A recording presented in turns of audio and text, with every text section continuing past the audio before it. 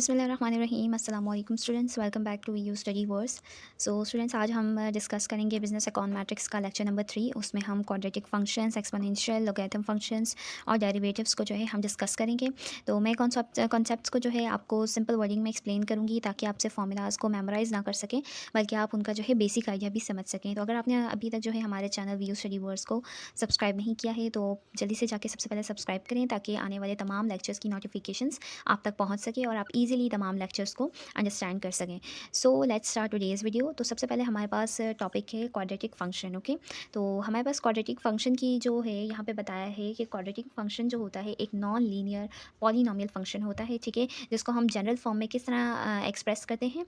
उसको general form में हम इस तरह एक्सप्रेस करते हैं कि y is equals to a x square plus b x plus c. तो जहाँ पर जो है आपका ए बी और सी जो है आपका क्या होता है, कोफिशिएंट्स होता है। और आपने ये बात ज़रूर याद रखनी है कि वो जो ए जो होगा वो आपका ज़ीरो नहीं हो सकता, यानी ए की कोई भी वैल्यू होगी पर ए जो है ज़ीरो ज़ीरो नहीं हो सकता। तो सिंपल वर्ड्स में अगर हम इसको कहें तो ये कहेंगे कि क्वाड्रेटिक फंक्शन में जो है आपने ये बात याद रखनी है कि ए की वैल्यू जो है ज़ीरो नहीं हो सकती। और क्वाड्रेटिक फंक्शन में एक्स की जो होती है वो हाईएस्ट पावर जो होती है वो टू होती है हमेशा।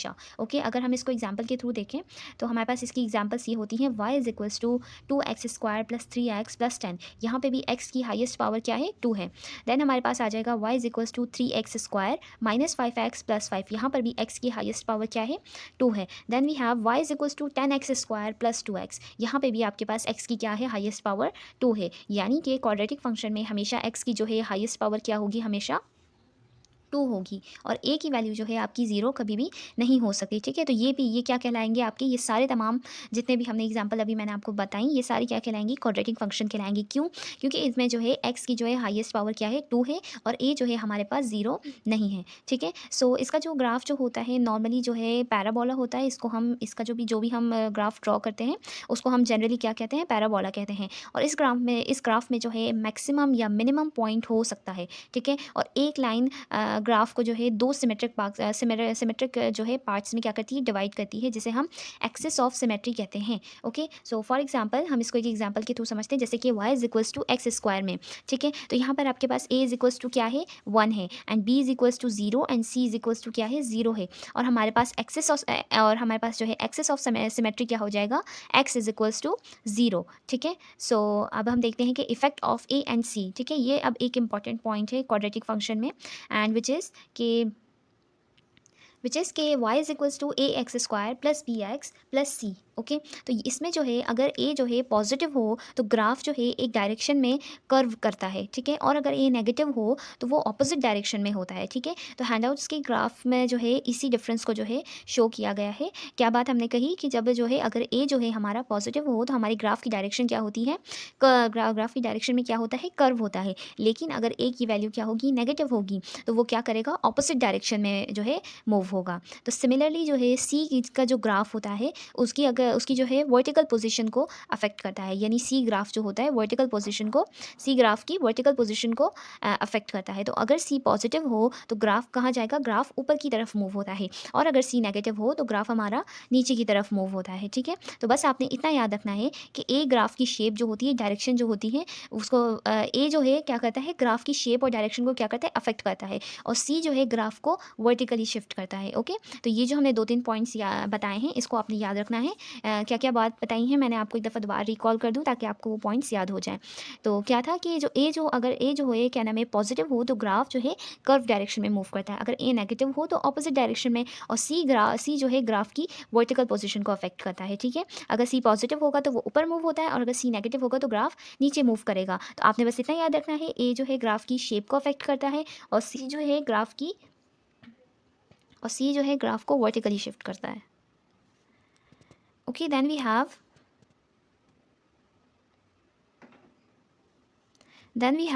quadratic function in econometrics.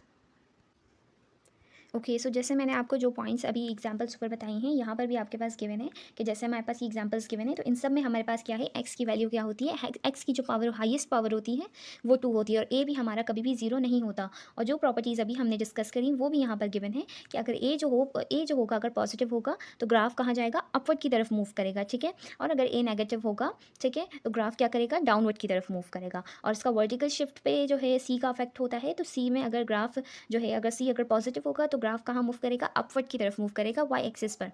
लेकिन अगर सी नेगेटिव होगा तो ग्राफ जो है वाई एक्सिस पर डाउनवर्ड की तरफ मूव करेगा। ये तमाम पॉइंट्स यहाँ पर गिवन है जो अभी मैंने आपको ऊपर डिस्कस किए थे आपके साथ। ओके, सो नेक्स्ट हमारे पास पॉइंट है कि क्वाड्रेटिक फंक्शन इन इकोनोमेट्रिक्स, यानी इकोनोमेट्रिक्स में जो है क्या नाम है, क्वाड्रेटिक फंक्शन। ओके, तो अब सवाल ये है कि इकोनोमेट्रिक्स में क्वाड्रेटिक फंक्शन की ज़रूरत क्यों पड़ती है, ठीक है। बिकॉज हर इकोनॉमिक रिलेशनशिप जो होता है वो स्ट्रेट लाइन नहीं होता। कुछ रिलेशनशिप्स जो होते हैं पहले इंक्रीज़ करते हैं और बाद में डिक्रीज़ करते हैं, तो ये जो है इन्वर्टेड यू होता है, ठीक है। और कुछ जो है पहले डिक्रीज़ होते हैं और बाद में वो क्या करते हैं, इंक्रीज़ करते हैं, तो ये जो है ग्राफ क्या कहलाता है, यू शेप्ड रिलेशनशिप कहलाता है, ठीक है। सो अब हम जो है इनको वन बाय वन डिस्कस करते हैं। तो सबसे पहले हमारे पास है inverted U shape relationships. Okay, इसमें हमारे पास क्या गिवन है, लिक्विडिटी एंड प्रॉफिटेबिलिटी। यहाँ पे पहले एग्जांपल जो है लिक्विडिटी और प्रॉफिटेबिलिटी की दी हुई है। तो जो फर्म की लिक्विडिटी को करंट रेशो और क्विक रेशो जैसे इंडिकेटर से मेजर किया जाता है, यानी कि फर्म की जो लिक्विडिटी होगी उसको हम किस तरह मेजर करेंगे, करंट रेशो से और क्विक रेशो के इंडिकेटर से हम इसे क्या करेंगे, मेजर करेंगे। और हैंडआउट्स के अकॉर्डिंग जो है करंट रेशो की जो है 1 से 2 की रेंज जो है नॉर्मली रीजनेबल समझी जाती है, ठीक है। आपने ये पॉइंट याद रखना है कि इसमें क्या आपके हैंडआउट्स में क्या बताया गया है कि जो करंट रेशो की जो है रेंज कितनी होनी चाहिए, 1 से 2 होनी चाहिए, जो कि नॉर्मली रीजनेबल समझी जाती हैं। और अगर लिक्विडिटी जो है 1 से कम हो तो फर्म के पास क्या होती है, ऑब्लिगेशंस फुलफिल करने के लिए रिसोर्सेज क्या होते हैं, कम हो सकते हैं, ठीक है। इस सिचुएशन में जो है आपकी क्या होती है, लिक्विडिटी इंक्रीज करने से प्रॉफिटेबिलिटी भी इंप्रूव हो सकती है। लेकिन अगर करंट रेशो जो है आपका 2 से भी ज़्यादा हो तो ये एक्सेस लिक्विडिटी हो सकती है, मतलब फंड्स जो हैं प्रॉपरली इन्वेस्ट या यूटिलाइज नहीं हो रहे हैं, इसीलिए प्रॉफिट जनरेट नहीं कर पा रहे हैं। सो इनिशियली जो है क्या होगा कि लिक्विडिटी जो है क्या करेगी, इंक्रीज करेगी, तो प्रॉफिटेबिलिटी भी क्या करेगी, इंक्रीज करेगी। लेकिन बाद में क्या होगा, लेटर क्या होगा, लिक्विडिटी जब इंक्रीज करेगी तो प्रॉफिटेबिलिटी क्या होगी, डिक्रीज होगी। तो इसी वजह से क्या होगा, रिलेशनशिप जो होगा इन्वर्टेड यू शेप्ड हो सकता है। सो आई होप आपको ये बात क्लियर हो गई होगी, ठीक है। ओके, देन हम मूव करते हैं नेक्स्ट पार्ट पर, and which is competition and innovation. Okay, यहाँ पे नेक्स्ट एग्जांपल दी हुई है कंपटीशन एंड इनोवेशन की। तो इनिशियली जो है कंपटीशन आपका जो है इंक्रीज़ होता है, तो फर्म्स को जो है बेटर प्रोडक्ट्स बनाने और इनोवेशन करने में क्या होता है, इंसेंटिव मिलता है, ठीक है। लेकिन अगर कंपटीशन जो है बहुत ज़्यादा हो जाए और प्राइसेस क्या हो जाए, मिनिमम या ब्रेक इवन लेवल तक जो है आ जाए, तो फर्म्स के पास इनोवेशन का इंसेंटिव क्या होता है, कम हो सकता है। तो इनिशियली क्या होता है, कंपटीशन इनोवेशन को इंक्रीज़ करती है, लेकिन जब एक्सेस कंपटीशन के बाद जो है इनोवेशन क्या हो जाती है, डिक्रीज हो जाती है। Again this can produce an inverted you relationship. Okay, so I hope आपको ये चीज़ क्लियर होगी मैंने इसको सिंपल वर्डिंग में आपको समझा दिया है, ठीक है। Then we have next which is Kuznets curve, ठीक है। नेक्स्ट है कजनेट कर्व। सो ये इनकम पर कैपिटा और इनकम इनइक्वालिटी के रिलेशनशिप को रिप्रेजेंट करता है, ठीक है। किसको रिप्रेजेंट करता है, ये इनकम पर कैपिटा और इनकम इनइक्वालिटी के रिलेशनशिप को ये रिप्रेजेंट करता है। तो क्या यहाँ पे क्या गिवन है कि सिमन कजनेट्स की जो है हाइपोथेसिस के अकॉर्डिंग जो है इकोनॉमिक डेवलपमेंट का जो इनिशियल स्टेजेस में जो है इनइक्वालिटी क्या होती है, इंक्रीज़ हो सकती है, ठीक है। यानी ये किसके अकॉर्डिंग बता रहे हैं, सिमन कजनेट्स की हाइपोथेसिस के अकॉर्डिंग यहाँ पे बताया गया है कि इकोनॉमिक डेवलपमेंट जो होती है इनिशियल स्टेज में क्या होती है, इनइक्वालिटी जो है इंक्रीज़ हो सकती है, लेकिन जब एवरेज इनकम एक सर्टेन लेवल तक जो है रीच कर जाती है तो जो है फर्दर डेवलपमेंट के साथ जो है इनइक्वालिटी क्या होती है, डिक्रीज़ होना स्टार्ट हो जाती है, ठीक है। सो इसका मतलब क्या होगा कि इनिशियली जो होगी डेवलपमेंट क्या होगी, इंक्रीज़ होगी, और इनइक्वालिटी भी क्या होगी, इंक्रीज़ होगी। देन बाद में क्या आपके पास क्या हो जाएगी, जब डेवलपमेंट आपकी इंक्रीज़ होगी तो इनइक्वालिटी आपकी क्या होगी, डिक्रीज़ होगी। सो आई होप आपको ये पॉइंट क्लियर हो गया होगा। Then we have Kanfer's drifle hypothesis. Okay, another inverted U example यहाँ पर गिवन है कैनफर्स ड्रिफल हाइपोथेसिस की। तो यहाँ पर जो है ट्रेड यूनियन साइज को जो है कलेक्टिव बार्गेनिंग पावर का प्रॉक्सी माना जाता है, ठीक है। इस हाइपोथेसिस के अकॉर्डिंग जो है कलेक्टिव बार्गेनिंग और अनएम्प्लॉयमेंट के बीच जो है एक नॉन लीनियर रिलेशनशिप हो सकता है। तो इनिशियली जब जो होता है ट्रेड जो है यूनियन साइज इंक्रीज़ होने से अनएम्प्लॉयमेंट क्या होती है, इंक्रीज़ हो सकती है, ठीक है। इनिशियली में क्या होगा, जो ट्रेड यूनियन का साइज़ जब इंक्रीज़ होगा उससे क्या होगी, आपकी अनएम्प्लॉयमेंट भी क्या होगी, इंक्रीज़ होगी। लेकिन जब यूनियंस जो है मोनोपोली पावर की एक्सरसाइज करना स्टार्ट करते हैं तो अनएम्प्लॉयमेंट क्या होना शुरू हो जाती है, डिक्रीज़ होना शुरू हो जाती है। सो अगेन यहाँ पर आपका कौन सा ग्राफ बनेगा, इन्वर्टेड यू ग्राफ बनेगा। सो आई होप आपको ये चीज़ें क्लियर हो गई। तो ये सारे जितने भी पॉइंट्स हमने डिस्कस किए, ये सारे तमाम किस चीज़ के थे, इन्वर्टेड यू रिलेशनशिप के थे। Okay, then we have next relationship and which is U shaped relationship. तो इस जो है इन्वर्टेड, अब इन्वर्टेड यू के ऑपोजिट जो होता है, हम यू शेप्ड रिलेशनशिप को है देखते हैं। ठीक है, तो यहाँ रिलेशनशिप जो है पहले क्या करता है, डिक्रीज़ करता है और बाद में क्या करता है, इंक्रीज़ करता है। अभी जो हमने इन्वर्टेड यू रिलेशनशिप डिस्कस किया था उसमें क्या हो रहा था, पहले आपकी जो है कंपोनेंट्स जो है इंक्रीज़ हो रहे थे और बाद में क्या हो रहे थे, डिक्रीज़ हो रहे थे। लेकिन इसमें क्या है, यू शेप रिलेशनशिप में पहले आपके जो है रिलेशनशिप पहले क्या होगा, डिक्रीज़ होगा, लेकिन बाद में आपका रिलेशनशिप क्या होगा, इंक्रीज़ होगा। इसको हम वन बाय वन देखते हैं एग्जांपल्स के थ्रू। तो यहाँ पर सबसे पहले आपके पास गिवन है इकोनॉमिक डेवलपमेंट एंड फर्टिलिटी की एग्जाम्पल गिवन है। ठीक है, तो इकोनॉमिक डेवलपमेंट के साथ जो है इनिशियल जो है फर्टिलिटी क्या करती है, डिक्लाइन कर सकती है। ठीक है, लेकिन फर्दर डेवलपमेंट के बाद जो है कंट्रीज़ जो है चाइल्ड बियरिंग को जो है इंकरेज करने के लिए इंसेंटिव्स जो है प्रोवाइड कर सकते हैं। ठीक है, अगर चाइल्ड बियरिंग की कॉस्ट जो है रिड्यूस हो जाए तो फर्टिलिटी रेट दोबारा से क्या होता है, इंक्रीज़ हो सकता है। इसीलिए ये रिलेशनशिप जो है क्वाड्रेटिक यानी यू शेप्ड फॉर्म में रिप्रेजेंट किया जा सकता है। Okay, then we have marginal cost and average cost. ठीक है, ये नेक्स्ट हमारे पास एग्जांपल है marginal cost and average cost की एग्जांपल। ओके, सो इसमें जो है कॉस्ट थ्योरी में जो है मार्जिनल कॉस्ट और एवरेज कॉस्ट के जो कर्व्स होते हैं वो जनरली किस शेप में होते हैं, यू शेप में होते हैं। ठीक है, इसका मतलब ये होता है कि इनिशियली जो है प्रोडक्शन क्या हो रही है, इंक्रीज़ हो रही है और प्रोडक्शन के इंक्रीज़ होने पर मार्जिनल और एवरेज कॉस्ट क्या हो रही है, डिक्रीज़ हो रही है। लेकिन एक सर्टेन पॉइंट आता है, उसके बाद क्या होती है, प्रोडक्शन फर्दर इंक्रीज़ करने से आपकी कॉस्ट क्या होती है, इंक्रीज़ होना स्टार्ट हो जाती है। ठीक है, तो यहाँ पे ये एक इंपॉर्टेंट पॉइंट आपका यही है कि जब मार्जिनल कॉस्ट और एवरेज कॉस्ट के जो मिनिमम पॉइंट्स जो होते हैं वो सेम नहीं होते हैं और मार्जिनल कॉस्ट कर्व जो है एवरेज कॉस्ट कर्व को मिनिमम एवरेज कॉस्ट के पॉइंट पर इंटरसेक्ट करती है। तो आपने ये पॉइंट जो है याद रखना है। क्या मैंने बताया पॉइंट आपको कि मार्जिनल कॉस्ट और एवरेज कॉस्ट के जो हैं मिनिमम पॉइंट्स जो हैं सेम नहीं होते हैं और मार्जिनल कॉस्ट कर्व जो है एवरेज कॉस्ट कर्व को मिनिमम एवरेज कॉस्ट के पॉइंट पर इंटरसेक्ट करती है। Okay, then we have exponential and logarithm functions. ठीक है, अब हम एक्सपोनेंशियल और लोगैरिथम फंक्शंस की तरफ आते हैं।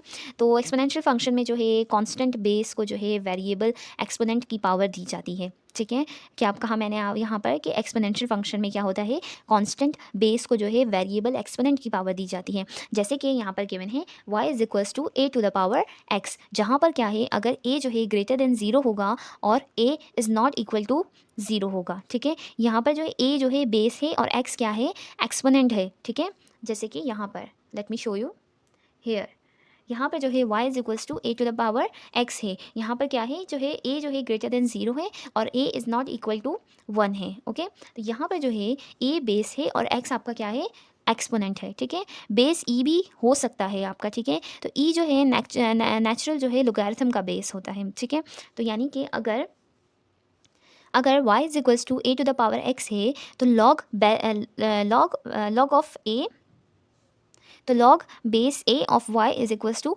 x है। ठीक है, और अगर y is equals to e to the power x है तो log base e of y is equals to log y is equals to x है। तो इसे हम नेचुरल लोगैरिथम कहते हैं। सो आई होप आपको ये चीज़ क्लियर हो गई होगी। ठीक है, तो अगर आपको नहीं समझ आया तो मैं एक दफ़ा इसको दोबारा से रिवाइज़ कर देती हूँ ताकि आपको इसको समझने में आसानी हो जाए। मैंने क्या बात कही, सबसे पहले मैंने यही कहा कि एक्सपोनेंशियल फंक्शन में कांस्टेंट क्या होता है, बेस होता है और वेरिएबल क्या होती है, पावर होती है एक्सपोनेंट की। ठीक है, तो यहाँ पर हमारे पास क्या है, a ग्रेटर दैन 0 है but a is not equal to 1 है। तो यहाँ पर a बेस है और x क्या है, एक्सपोनेंट है। लेकिन यहाँ पर बेस क्या हो सकती है, e भी हो सकती है, लेकिन e जो है वो नेचुरल लोगैरिथम की बेस होती है। e किसकी बेस होती है, नेचुरल लोगैरिथम की बेस होती है। तो अगर y is equals to a to the power x है तो यहाँ पर क्या हो जाएगा, log base a of y is equals to x। Okay, और अगर y is equals to e to the power x है तो हमारे पास क्या हो जाएगा, log base e of y is equals to log y। Okay, तो इसे हम क्या कहेंगे, नेचुरल लोगैरिथम कहेंगे। Okay, then we have exponential growth. तो एक्सपोनेंशियल ग्रोथ में जो है क्वांटिटी की ग्रोथ रेट जो होती है क्वांटिटी के प्रोपोर्शनल होती है। ठीक है, यानी कि पॉपुलेशन ग्रोथ जो है इसकी एक एग्जांपल हो सकती है। तो हैंडआउट्स में आपकी ये फंक्शन दिया गया है, this one which is pt is equals to 2e to the power 3t. Okay, so then we have continuous compound interest. तो कंटिन्यूस कंपाउंड इंटरेस्ट के लिए हमारे पास क्या चीज़ गिवन है, c is equals to p e to the power r t. तो यहाँ पर जो है सी हमारे पास क्या है, कंपाउंडेड बैलेंस है आफ्टर टी ईयर्स, और पी हमारे पास क्या है, प्रिंसिपल अमाउंट, और टी जो है हमारे पास है number of years, and r is equals to rate of interest है। Okay, then we have logarithm functions. तो यहाँ पे देख लेते हैं हम, इकोनोमेट्रिक्स में जो है एक इंपॉर्टेंट लोगैरिथम इक्वेशन है, and which is okay, so which is log y is equals to beta 0 plus beta 1 log x. okay, this one okay। तो ये हमारे पास क्या होती है, इक्वेशन होती है इकोनोमेट्रिक्स में, ये हमारे पास इक्वेशन होती है इकोनोमेट्रिक्स में। तो ये बहुत इंपॉर्टेंट इक्वेशन होती है, log y is equals to beta 0 plus beta 1 log x। तो इस टाइप की इक्वेशन जो है हमें क्या करती है, इलास्टिसिटी प्रोवाइड करती है। Okay, then we have introduction to simple derivatives. ठीक है, अब हम डेरिवेटिव्स के टॉपिक पर आते हैं। तो सपोज़ यहाँ पर हमारे पास गिवन है y is equals to F of x। ठीक है, तो ये क्या होता है, रेट ऑफ चेंज को हम जो है कैसे बताते हैं, change in y by change in x से रिप्रेजेंट करते हैं। तो सिंपल वर्ड्स में इसका मतलब क्या होता है कि x में चेंज होने पर y में आपके पास कितना चेंज हो रहा है। तो डेरिवेटिव जो है इसी रेट ऑफ चेंज को और प्रिसाइज बनाता है, यानी कि डेरिवेटिव जो है डिपेंडेंट वेरिएबल का जो है इंस्टेंटेनियस रेट ऑफ चेंज होता है जब इंडिपेंडेंट वेरिएबल में बहुत स्मॉल चेंज आए। ठीक है, तो ग्राफिकली जो है ये किसी पॉइंट पर टेंजेंट लाइन की स्लोप को रिप्रेजेंट करता है, और सेकंड लाइन की जो है जब पॉइंट के बहुत क्लोज आती है तो टेंजेंट लाइन को क्या करता है, ये अप्रोच करता है। तो इकोनोमेट्रिक्स में जो है डेरिवेटिव को जो है स्लोप और मार्जिनल फंक्शन के कॉन्सेप्ट के साथ हम रिलेट कर सकते हैं। तो for example, marginal cost is equals to derivative of total cost. Okay, so हम इसको किसके साथ रिलेट कर सकते हैं, इसको हम स्लोप और मार्जिनल फंक्शन के कॉन्सेप्ट के साथ रिलेट कर सकते हैं। तो हमारे पास जैसे क्या बन जाएगा, marginal cost is equals to derivative of total cost. Okay, then we have derivative notations.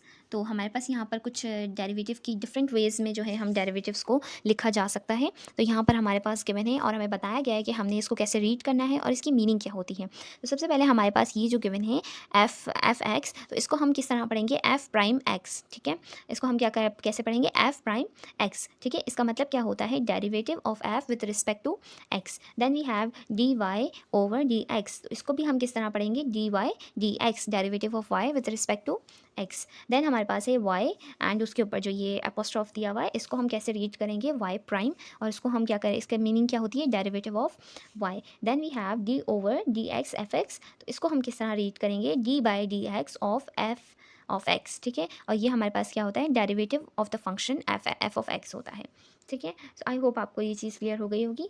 और यहाँ पर एक और चीज़ गिवन है, तो इसका मतलब यही होता है कि जो फंक्शन जो होता है f ऑफ x का डेरिवेटिव जो होता है विद रिस्पेक्ट टू x होता है। ठीक है, तो यानी एक इंपॉर्टेंट पॉइंट यहाँ पर एक गिवन है, दिस वन, ये जो है आपके पास यहाँ पर एक इंपॉर्टेंट पॉइंट गिवन है, एंड विच इज़ कि क्या नाम है, जो है d Y by D x को हम सिंपली जो है नॉर्मल फ्रैक्शन जो है समझना करेक्ट नहीं होता, ये डेरिवेशन की एक नोटेशन होती है, यानी कि इसको हमने फ्रैक्शन नहीं समझना है। ओके, इसको हमने फ्रैक्शन नहीं समझना है, ये जो हमारे पास गिवन है इसको d Y by D x, इसको हमने फ्रैक्शन नहीं समझना है, ये एक डेरिवेटिव की क्या है, नोटेशन है। तो इस बात को आपने अच्छे से याद कर लेना है।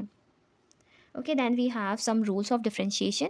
तो अब हम डिफरेंशिएशन के एक इंपॉर्टेंट रूल्स को हम डिस्कस करेंगे। तो सबसे पहले हमारे पास कौन सा रूल है, power rule. Okay, this one. Okay, so सबसे पहले हमारे पास क्या है, पावर रूल गिवन है। तो यहाँ पे हमारे पास बताया, अगर y is equals to a x to the power n है, तो हमारे पास d Y by D x is equals to a n x to the power n minus one है। ठीक है, यानी इसकी सिंपल ट्रिक क्या हो सकती है कि पावर को कॉफिशिएंट से मल्टीप्लाई करो और पावर में से हमने क्या कर देना है, वन को क्या कर देना है, माइनस कर देना है। इसकी एग्जाम्पल क्या होगी, जैसे y is equals to 10x cube है। ठीक है, तो 3 को हमने 10 से मल्टीप्लाई करेंगे। ठीक है, मतलब कि 10 इंटू 3 इज इक्वल्स टू 30, और पावर में से हम 3 से 1 को क्या कर देंगे, माइनस कर देंगे, यानी कि 3 माइनस 1 इज इक्वल्स टू 2। तो सो यहाँ पर क्या आ जाएगा, d Y by D x is equals to 30x square.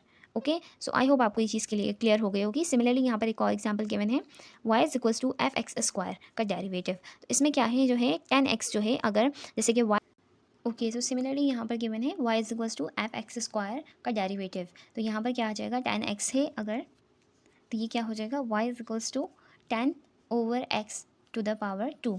तो पहले इसे हम क्या लिखेंगे, 10x to the power minus 2 लिखेंगे। फिर पावर रूल के बाद हमारे पास क्या आ जाएगा, d Y by D x is equals to -20 and x to the power -3, या फिर -20 over x to the power 3, यानी x cube. Okay, then we have the constant function rule.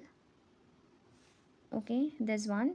Then we have constant function rule. तो अगर हमारे पास y is equals to k है और k क्या है हमारे पास कांस्टेंट है, तो हमारे पास dy by D x is equals to क्या होगा, 0 होगा। रीज़न इसका सिंपल यही हो सकता है कि डेरिवेटिव रेट ऑफ चेंज है, ठीक है, और कांस्टेंट में कोई चेंज नहीं होता, ठीक है। सो इसीलिए हमारे पास क्या आ जाएगा, ये 0 आ जाएगा। For example y is equals to 10 है तो y prime is equals to 0 होगा, ठीक है, और y is equals to x का डेरिवेटिव हमारे पास क्या होगा, 1 होगा। Okay then we have the sum difference rule. तो अगर यहाँ पर दिस वन, ओके, अगर यहाँ पर हमारे पास क्या है, y is equals to F of x plus minus g of x, ठीक है, तो इसको हम क्या करेंगे, d y over d x is equals to f prime of x plus minus g prime of x. मतलब कि एडिशन या सब्ट्रैक्शन में हम हर टर्म का जो है डेरिवेटिव सेपरेटली निकाल सकते हैं। एग्जाम्पल इसकी यहाँ पर गिवन है कि y is equals to 10x cube plus 5x square का डेरिवेटिव जब हम निकालेंगे तो क्या आएगा, 30x स्क्वायर प्लस 10x। तो अगर मल्टीप्लाई टर्म्स हों, यानी कि y is equals to 2x cube minus 3x square minus 10x plus 5 हो, तो हमारे पास क्या आ जाएगा, dy by D x is equals to 6x square minus 6x minus 10, because constant जो है 5 का, कॉन्स्टेंट 5 का डेरिवेटिव क्या है, 0 है। Then we have the product rule.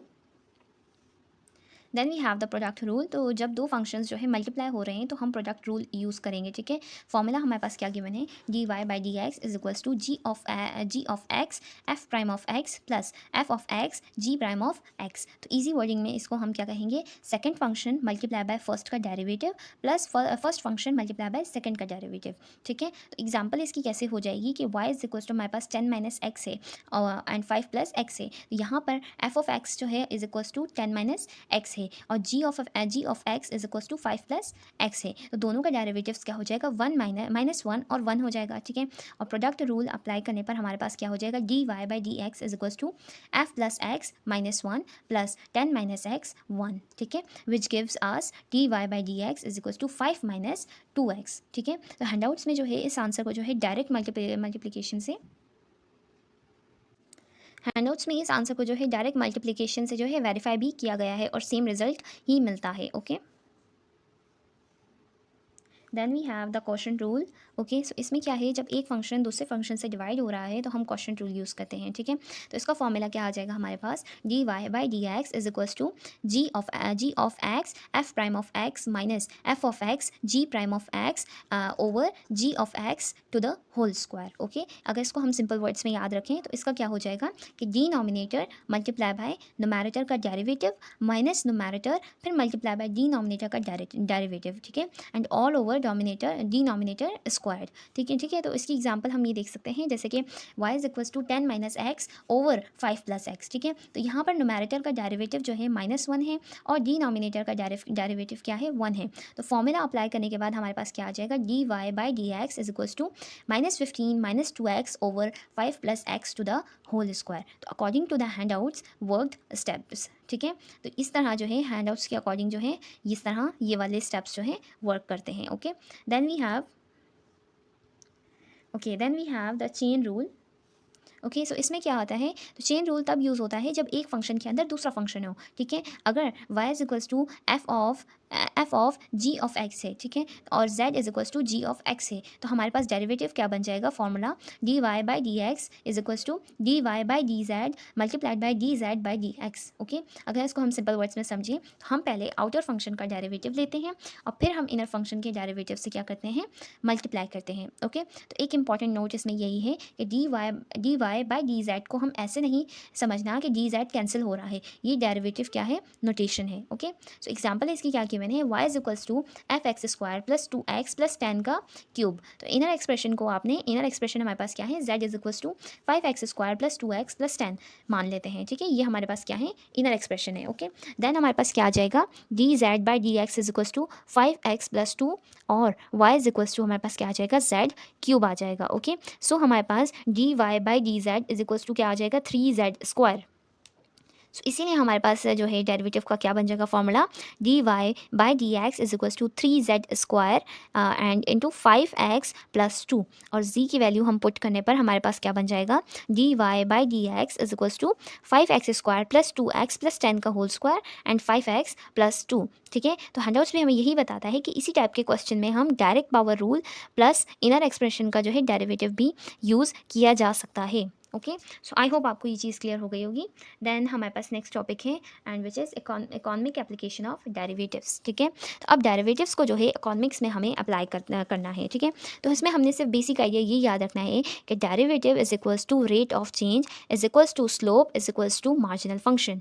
Okay, तो आपने क्या याद रखना है कि derivative is equals to rate of change is equals to slope is equals to marginal function. ठीक है, तो अब हम आते हैं सबसे पहले मार्जिनल कॉस्ट पर। सपोज हमारे पास टोटल कॉस्ट क्या गिवन है, c is equals to 1/3 q cube minus 2q² plus 120q plus 1000। Okay, तो मार्जिनल कॉस्ट जो है टोटल कॉस्ट का डेरिवेटिव होता है। ओके, सो मार्जिनल कॉस्ट क्या होता है, टोटल कॉस्ट का डेरिवेटिव होता है।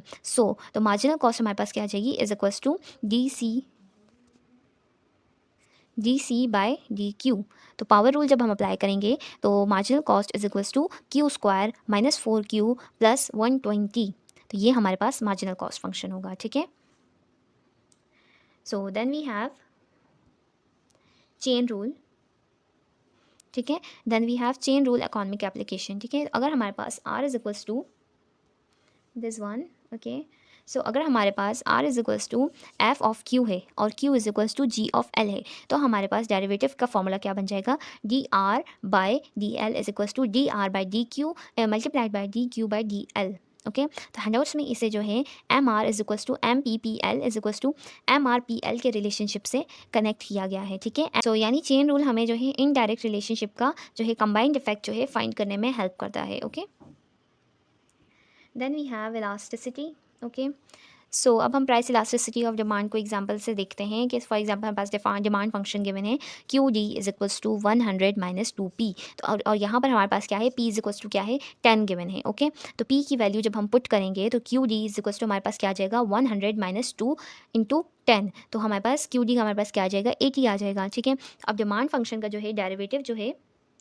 यानी ये अब जो है डिमांड फंक्शन का जो डेरिवेटिव है वो क्या बन जाएगा, d q by d p is equals to -2।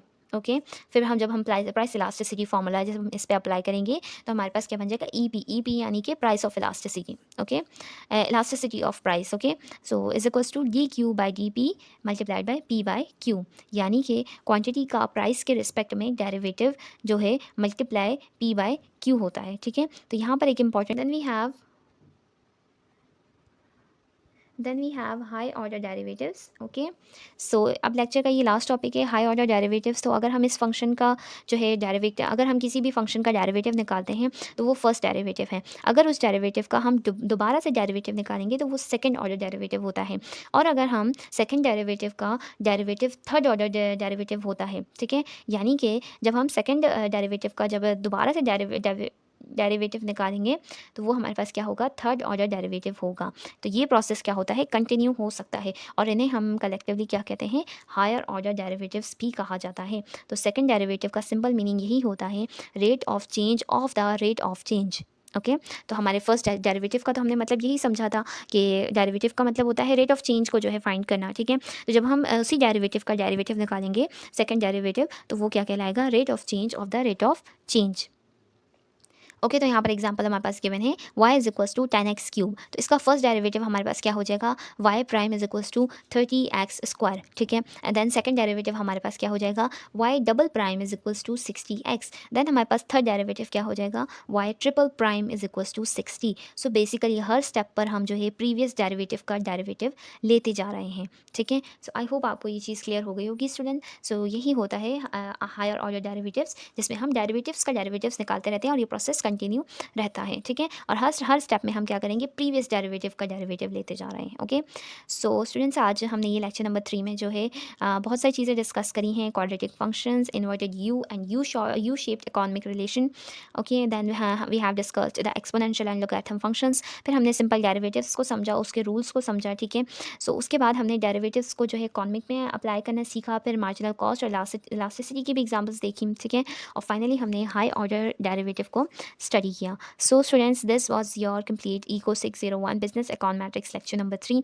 तो आज के लेक्चर में जो है हमने स्पेसिफिकली जो है बहुत से रूल्स को समझा जो कि बहुत ज़्यादा इंपॉर्टेंट थे। तो आपने सिर्फ यही काम करना है कि आपने फार्मूलाज मेमोराइज नहीं करने हैं, बल्कि उनके बजाय आपने क्या करना है, उनको सॉल्व करना है, प्रैक्टिस करनी है, ताकि आपको फार्मूलाज जो है समझ आ जाए और आपको याद करने की ज़रूरत ना पड़े। सो स्टूडेंट्स, अगर ये लेक्चर आपको हेल्पफुल लगा हो तो वीडियो को ज़रूर लाइक करें एंड चैनल को सब्सक्राइब करें। एंड नेक्स्ट इको 601 लेक्चर के लिए चैनल को जो है बेल आइकन को ज़रूर प्रेस करें, ताकि आने वाले हर लेक्चर की नोटिफिकेशन आप तक पहुंच सके।